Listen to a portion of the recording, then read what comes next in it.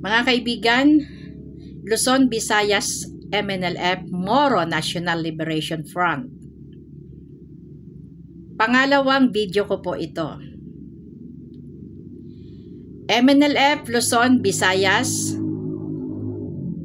Mindoro, Puerto Princesa, o kung saan somewhere in Mindanao na nagpasakop sa leadership ko na ibinaba or inatang sa balikat ko noong April 10, 2019 ni MNLF Chairman Professor Nur Miswari. Tayo po ay maninindigan sa una kong sinabi. The official stand of MNLF Luzon and Visayas is neutral. Kapag may kinampihan po tayo dito sa nag-uumpugang bato sa mga matataas na opisyal ng ating bansa, para na rin tayong iwinaglit ang ating minimiting pinakaaantay. Habang may naaaninag tayo na liwanag in how many decades o dekadang nakaraan. Sana makapag-isip po tayo, lalo na po dyan sa Mindanao.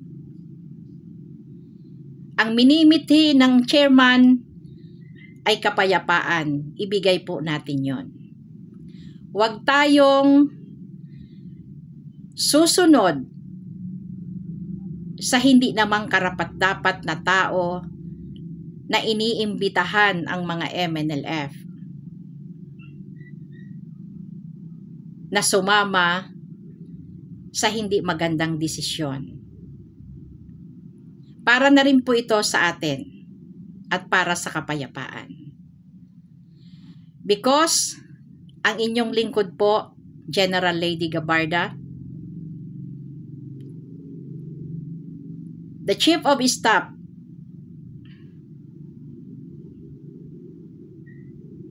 sana maintindihan po ninyo ako. I will not expose my people in danger.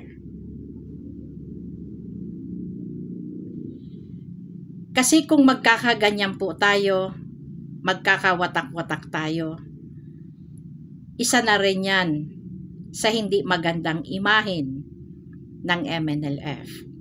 Dapat po, iisa ang mag-o-order, susunod sa order ng chairman ang mga nasa grounds. Kung walang order, hindi po pwede yon. Kung ang mag-o-order hindi naman chairman at kapretsyo lang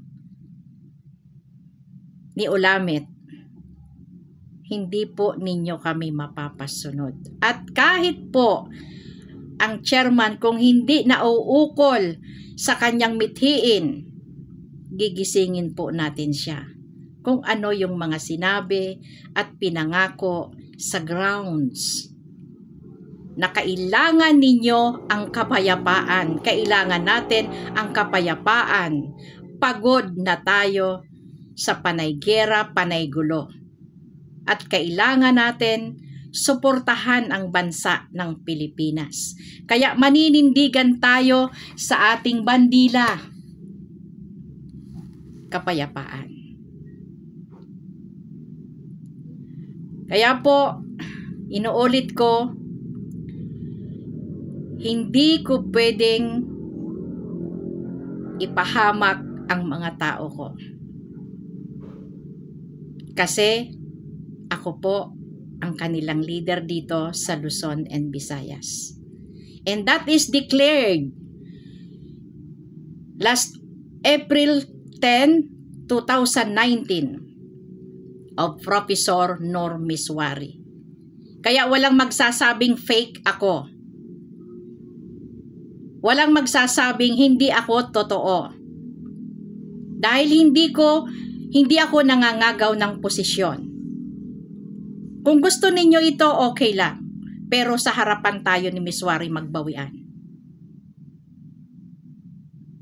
Ang gusto ko lang po, ang minimithi at ang prinamis or ipinangako sa grounds, kailangan natin ang kapayapaan na ng bawat MNLF kasama ang kanilang mga pamilya.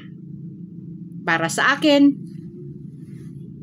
naulit ko, I will not expose my people in danger. And our official stand is neutral. Hindi po kami makikialam. Maraming salamat at magandang hapon pong muli sa inyong lahat.